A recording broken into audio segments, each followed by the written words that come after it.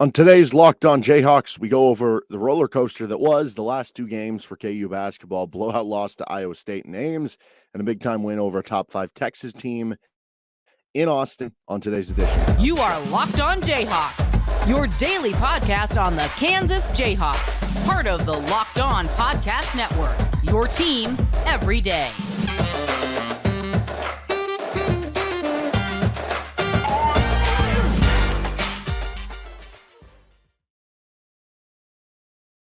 I'm Derek Johnson. You can hear me as well on Rock Chalk Sports Talk Monday through Friday, 3 to 6 p.m. on KLWN in Lawrence. Thanks for making Locked On Jayhawks your first listen every day, free and available wherever you get any of your podcasts. And on today's edition of Locked On Jayhawks, got two games to go over. I was out of town yesterday, so didn't get a chance to get around to an Iowa State recap, but we're going to do that on today's show. And we're going to recap the game last night, KU over Texas. We'll also get to our GOATs of basically the last two games combined, see who made it onto there for the past two games for KU. But first, this episode of Locked On Jayhawks is brought to you by FanDuel Sportsbook, the official sportsbook partner of Locked On. Make every moment more. Visit FanDuel.com/LockedOn today to get started. KU falls to Iowa State on Saturday, 68-53. I guess we'll get this part of it out of the way first, since it's chronologically what goes to. It's kind of like, you eat your vegetables first, and then you get to the steak, and you get to good stuff at the end with the Texas game, which we'll do after the break here. So this game was kind of back to the one-man show, so to speak, that we had seen in like the Kansas State game, the TCU game, and that kind of three-game stretch where Jalen Wilson was doing everything for you, scoring at will, but nobody else could pick anything up. And that Jalen Wilson is at times the only guy who's not just like willing to take shots for you, but creating those shots for you. Like a lot of other players on this team can't beat a guy off the dribble or create a line drive to the rim, which is why they're not able to create as many of those situations. So it was kind of back to the one-man show. Jalen ends up with, basically just as many points as everyone else, 26 for Jalen, 27 for everyone else. And you just had too many lapses on defense. It felt like at times you were playing at like 80, 90% speed, which doesn't sound like that big of a discount, but it is when you go back and watch what Iowa State did with a lot of their ball screen actions, how fast they were running them, how hard they were running them. It made it so hard to defend. And if you're not up to par, if you're not at 100%, you're going to leave wide open layups, you're going to leave open shooters, and that's exactly what happened against Iowa State, who took advantage of it. So you had too many defensive lapses, ball screen defensive issues for you. Like a lot of the freshmen really struggled defensively. Uday really struggled in space with the ball screen defense. MJ Rice had the play that everybody remembers of the lack of like effort of even like trying to defend the guy, and okay, just really struggled on the defensive end of the ball. But then obviously the offense wasn't good either. That's why you lose by 15. Neither side was very good. No one was making open shots for you. Like Grady Dick was missing open threes. You did get some open looks that you just weren't capitalizing on, and you add to it that nobody was scoring besides Jalen Wilson. That's why you only score 53 points, albeit against an elite defensive team in Iowa State. You had too many turnovers. Again, that's, coming in the number one team in the country in defensive turnover rate. So again, a very good defense in Iowa State and a very good team overall. But certainly it was disappointing, I think, the lack of effort. But I do say, I was sitting there watching, and I think you saw a lot of people say that, like, it's one thing to lose in Ames to a good team on the road. It's another thing to lose by 15. Like, that's what really annoys you. And I do agree to a certain sense, because if you're trying to gauge how good this team is, I think that's clearly something that shows you, like, if you continually lose games where you get blown out as opposed to losing close, that can be more of a moniker of that, yeah, maybe you're not one of the elite teams, right? But I do think that sometimes we get caught up in this idea that, hey, if you lose by 15 versus losing by 5, one's going to feel better. I really don't think one is going to feel better as a fan if you're watching that game and they lose 1 by 5 and 1 by 15. Like, maybe long-term it makes you feel better about the team, but in the moment you're going to feel bad either way. I do think this has, with how the Big 12 has come, this has become more like an NBA season to a certain standpoint, where like you go through an NBA season and teams aren't going to go, in college basketball, your best teams might go 30-2 or something in the regular season. In the NBA, your best teams are still going to lose, 20, 25 games in a given year. And there are going to be nights, like many nights, where they're going to lose games by 10, 15, 20 points. And that's almost what this Big 12 has become, because think about it, like in the NBA, all the competition is good and is close to each other in what they are.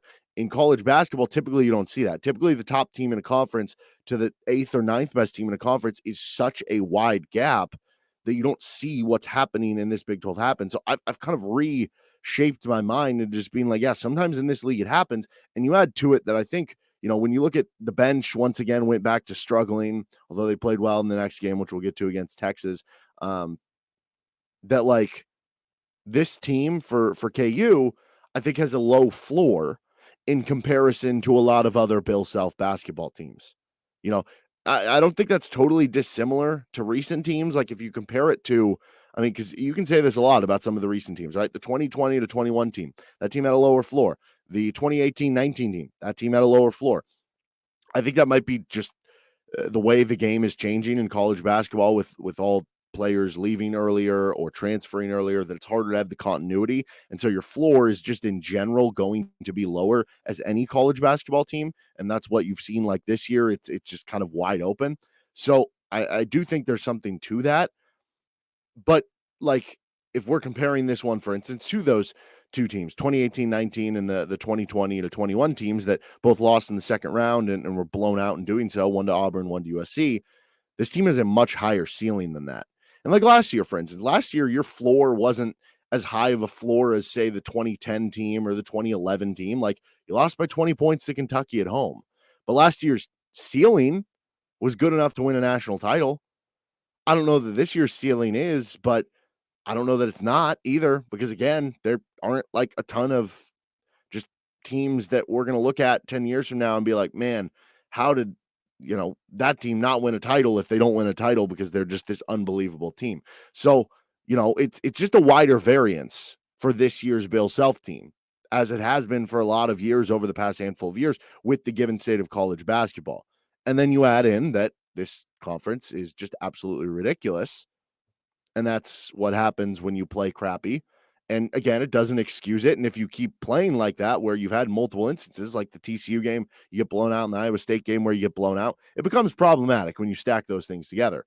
But flip side to that, if we fast forward to after the Texas win, the 4-game stretch where you were at Kentucky, K-State at home, at Iowa State, Texas at home, if you would have said before that, you're going to go 3-1, I think you would have grabbed it. You would have taken it. So they ended up just fine in a very hard schedule and part of play. Doesn't mean they're in the driver's seat, doesn't mean they're in the best position possible, but they're at least in striking distance, and they have put the opportunity in front of themselves that if they can have more of these ceiling games and the floor games like Iowa State, they should be okay. Will they be okay? And will they avoid all those floor games? I don't know. Remains to be seen. And again, like back to how good the Big 12 is, it's getting to a point where it's like remember that Kemba Walker UConn team? That team got a 3 seed in the NCAA tournament. That team went 9-9 in Big East play because the Big East used to be so loaded. So you're going to be okay. This is one of those years where you still want to win the Big 12. You always do if you're Kansas. I'm not shooting that away. But if you finish second in the Big 12 just because Texas goes 13-5 and you're 12-6, you still end up, getting a 2 seed or something in the NCAA tournament. This is one of those years, there's not a streak to live up to. This is one of those years where I think it's a little bit more fine, even though, again, that's not the intended goal. All right, let's get on to the overview of the Texas game in just a second here. But first, this episode of Locked On Jayhawks is brought to you by Built Bar. If you're looking for a delicious treat, but don't want all the fat and calories, then you got to try a Built Bar. We just got through the holidays, and, if your goal is to eat a little healthier, and, especially after we get through Super Bowl weekend this week with all the great appetizers and bad for you foods that you're going to want to get back on that health trick kick, and you got to try Built Bar. It's tasty too. It's not just healthy and taste gross. No, it tastes good. They have 100% real chocolate, and they come in awesome flavors like churro, peanut butter brownie, and coconut almond. I don't know how they do it, but even despite all that great taste, it is only 130 calories, 4 grams of sugar, and a whopping 17 grams of protein. And now you don't need to wait around to get a box. You can still order online at built.com. That's always a great way to get your Built Bars. But you can also go to your local Walmart or Sam's Club. So head to your nearest Walmart today, get to the pharmacy section. You can grab yourself a 4-bar box of cookies and cream, double chocolate, coconut puffs. If you're so close to a Sam's Club, you can run in, grab a 13-bar box with some of their great flavors as well. Check it all out with Built Bar. Finishing the recap of the last 2 games before we get on to our GOATs of the game here with our overview of Texas. And I think this was just the complete night and day game of Iowa State. Like, it's almost like if the Iowa State game was a t-shirt, the Texas game was the t-shirt turned inside out. Iowa State game was all Jalen Wilson, nobody else really stepping up. Joe was actually pretty good off the bench against Iowa State. And then in the Texas game, it was Jalen Wilson struggling, everybody else stepping up for Kansas. It's the complete opposite of what happened against Iowa State, and it leads to you winning. And there's no sweeping conclusion takeaway as if like, oh, well, it's better for this team if Jalen Wilson's not scoring 20. Like, no, that's stupid. And I did see a couple people, and I know this is kind of cherry picking. Like, there's always a subsegment of people who say stuff, but I'm sorry, the people who keep, replying or talking about like, well, when Jalen doesn't shoot as much, it means the other players are more active and more engaged. And no, the reason they're more active and engaged is because they're scoring more, so they're taking more shots. Jalen Wilson is the only guy consistently all season long at Kansas who's been able to create his own shot at will. Ideally, everybody's playing well for Kansas. We saw everybody play well for Kansas against like Missouri and Seton Hall and Indiana, and they blew out all those teams. But I think what you saw last night is a perfect example of why this is a team sport. Again, ideally, everybody's playing well at the same time. But if you have the option between one superstar playing his A-plus game and nobody else playing well, or if you have your superstar playing his worst game of the season, which it probably was against Texas with 2 points, and everybody else playing, A or B games, you take the second one because the team side of it matters. And that's what we saw last night. Jalen Wilson's worst game of the year with just 2 points. It's funny, Texas did this to Ochai Agbaji last year too. I forget the amount of points that Ochai scored. I don't remember if it was 0 or what, but I think he went like 0 from the field. He might have hit a couple free throws on senior day last year against Texas. There's something about Texas coming into Lawrence and slowing down your national player of the year, first team All-American candidates. But everybody had to step up, and they did. Everybody was great for Kansas, and you won the possession battle. You got a bunch of offensive rebounds, especially early. There was that kind of period for the first 5 or so minutes of the second half where all of a sudden they started being the more physical team. They started being the more energetic team and got some of those back. But overall, you did well there. You avoided turnovers. You turned them over a ton. DeJuan Harris was so good at poking balls free. And then, like I said, everybody contributed. You got bench contributions, which now this is 2 of the last 3 games you've gotten legit bench contributions. I guess 3 of the last 4 if we go back to the Kentucky game. But in terms of like real tangible, a bunch of points off the bench, this game and the K-State game, your last 2 both at home, you hear all the time, like in the NBA, that and this is my second NBA comparison, I'm sorry.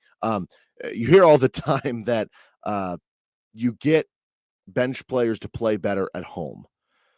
And so I wonder if we're seeing some of that for Kansas, which, it'd be more ideal if you're getting bench contributions at home and on the road. But if you're getting them just at home, I guess that's a step from where we were. So that is a positive in the right direction. And you were playing very limited in the Texas game. It's not just that Jalen Wilson struggled, who's been a great force for you all season long. It's that you were down all these scholarship bodies. I think you were down to 8 scholarship players in the game. You went 2 for 10 from 3. Like I said, Jalen Wilson had 2 points, and you still beat a top 5 team by 8 points. Pretty special for what Kansas was able to do last night against the Texas Longhorns. And in the end, that was a must-win for Kansas if you want to win the Big 12. Now, we can go back to what I talked about at the end of the first segment, that I think there was probably less pressure on this Kansas team to win the Big 12 than maybe any other. Also, like, to be completely honest, because if you just look at, hey, there's no streak to keep alive. So if you lose it, you're not snapping the streak. If you get second place this year, you're probably still going to get like a 2 seed in the NCAA tournament with the amount of quad 1 wins that you've already racked up and still be ultra impressive. They just won a national title last year. So just in general, there's, I think, less haste to be like, oh, the sky is falling when your team's not doing maybe quite as well as you think. Again, doesn't mean that you don't want to win the Big 12 and that that's not still a goal and that shouldn't be a goal. It absolutely is all those things. But I just think there's a little less pressure to it maybe this year than some other years. But still, like I said, you do want to win the league. And so you kind of, if you wanted that to be the case, that was a must win last night, because otherwise you would have been 3 games behind Texas with 7 games to go. The most we've seen Kansas overcome is 2 games, coincidentally, against Texas. That was with, I believe, 5 games to go. So now you're 1 game back with 7 games to go. We'll see what they can do. They're right back in the thick of things. Certainly, it might just come down at the very end. They're at Texas and Austin, their final game of the season. That could end up being for a chance to, who knows, what if both teams are tied for first in the Big 12 and the winner gets it outright, or maybe Texas is up a game and Kansas has to win to earn at least a share of the league. It could very well come down to that, but now you're at least in the ballpark. You're at least, have yourself a chance to try to win the league. Let's get on to our GOATs of the game. Before we do that, this episode of Locked On Jayhawks is brought to you by FanDuel. This year, the only app you need at your Super Bowl party is FanDuel, America's #1 sportsbook. Download FanDuel now so you can bet Super Bowl 57 with a no-sweat first bet. You'll get up to $3,000 back in bonus bets if your first bet doesn't win. FanDuel lets you bet on everything from the money line to point spreads to who will score a touchdown. I know I'm already keeping an eye on some of the Super Bowl odds for this upcoming weekend. Jet McKinnon touchdown. I like that. It's hovering around 2-1. And Kadarius Toney touchdown. Just got that earlier today at 4-1 odds. I like both of those, maybe even just one of 2 hits. But Kadarius Toney, especially with McCole Hardman out, they like to use him on those jet sweeps around the goal line. I think it makes some sense. The FanDuel Sportsbook app is safe, secure, and super easy to use. Best of all, you can get paid your winnings instantly. So join FanDuel at FanDuel.com/lockedon to claim your no-sweat first bet on Super Bowl 57. That's FanDuel.com/lockedon. Make every moment more with FanDuel, the official sportsbook of the NFL. Finishing up the show with our GOATs. Normally it'd be our GOATs of the game, but I guess it's GOATs of the last 2 games, and, we'll get kind of specific a little not. We'll start with the good. Joe Yesufu, 100% deserves a good GOAT for really both games. Now, the Iowa State game, you lose by 15, so his 8 points off the bench on 3 of 6 shooting don't, come with as much of a, positive notion around them. And maybe he didn't impact the game enough to warrant being on here. But I think for the collection of it, because you can make the argument that he was the MVP against Texas. And that on its own, with a just decent game off the bench against Iowa State, is enough to get you on here. Certainly, there would be other candidates for MVP last night. Like DeJuan was so good, and Kevin McCullough and Grady Dick had so many big contributions in a lot of different ways. Same with both centers with KJ and Ernest, and MJ Rice played well. But anyway, Joe had 14 points, 5 rebounds last night. He goes 5 of 9 from the floor. That one dunk was, I don't know, if you're looking for loudest moments in the field house last night, it was probably either the dunk by Joe Yesufu or it was the Grady Dick 3 to put him up 30-16. Like, those 2 moments, very, very loud. But Joe Yesufu, he also had the one dunk where he got hammered. I was surprised he was able to stay in the game, toughed through it. And that's the type of game that you look to get him rolling. Bobby Pettiford sounds like he's going to be out here for a little bit of time. Doesn't sound like it's just a day-to-day thing. Sounds like he'll be out for the Oklahoma game and maybe a little bit of time here. Maybe that's the opportunity Joe needs, that it's like, hey, you're now the guy. Like, you have to be not just, the backup 2 guard. You have to be the backup point guard. Like, we are relying on you a good amount. And if there's a switch flipping for him, that would be so vital, because they need bench scoring, and he's one of the top candidates to be able to do it. So last 2 games, 11 points per game, 3 rebounds per game. He's 8 of 15 from the floor, under 20 minutes per game, exactly what this team needs. He was great last night. And you would hope that this is turning the corner as opposed to just a one-off, but at the very least, it did help you beat a top 5 Texas team.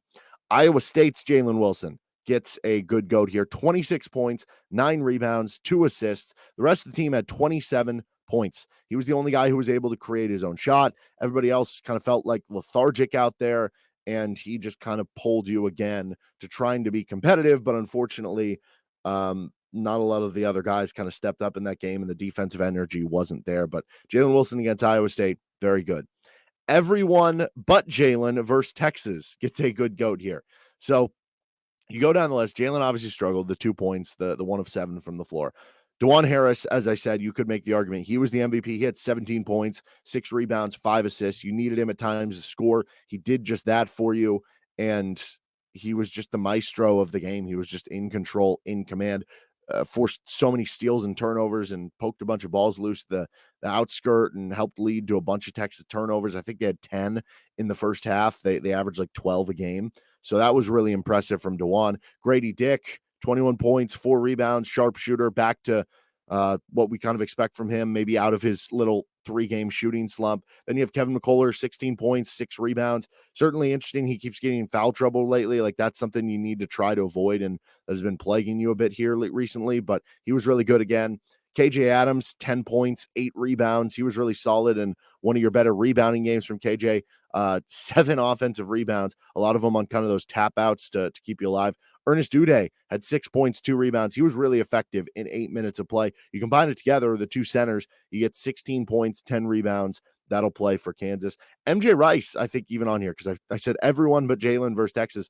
MJ had 2 points on just 1 of 5 shooting. So that's not like a stat line that's, very good or efficient. He also had 3 rebounds, but I thought he still played well. Like, against Iowa State, you had the play where he showed like no really effort defending the guy. I thought that was a great bounce back for him. And I'm sure the coaches got on him about it and they wanted to see the bounce back, and they tested him and they needed him because they were down so many scholarship guys. If Bobby and Zach or something are available for that game, who knows if MJ even plays because of what happened in the Iowa State game. But because by necessity he kind of had to, he took advantage of the opportunity, and more power to him. He looked really good on the defensive end, put a lot of effort in there.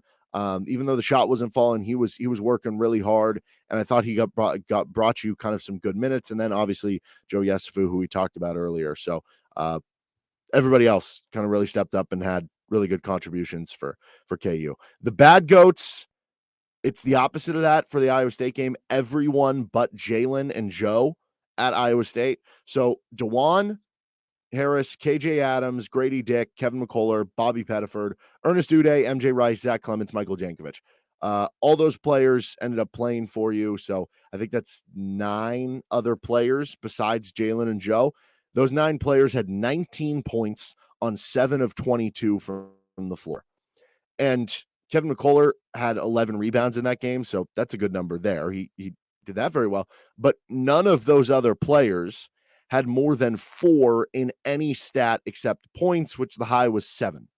So not only were none of them scoring or shooting much, they weren't really contributing in a lot of other ways. Certainly a struggle for everyone other than Jalen and a little bit of Joe against Iowa State. Then the other bad goat, Jalen Wilson, as I mentioned, really struggled against Texas, but teammates picked him up, which was very fitting because of the way that he's been picking up his teammates over the last couple weeks. Certainly one of KU's best all-around performances, and encouraging that you got those efforts from all these other players to basically tell you that, yes, this is not a one-man show, and you need it to not be. And in KU's best games, all those other players have stepped up, and they did last night in the win against Texas. All right, that's going to do it for this episode of Locked On Jayhawks. We're going to be back tomorrow. I know this might come in weird timing just because of the last game for Jalen was only 2 points, but we're going to make Jalen Wilson's National Player of the Year case. So we'll do that on tomorrow's show. We also have a fun episode later this week where we're going to do Super Bowl comparisons with some of the top players or star players to some of the KU basketball players. And then on Friday's show, we'll preview the KU Oklahoma game. That'll do it, though. You can find us wherever you get your podcasts. You can hit us up on YouTube. You can find me on Twitter at DJohnsonVideo. And we'll be back for tomorrow's episode. You can also catch me on Rock Chalk Sports Talk later today. Till then, bye.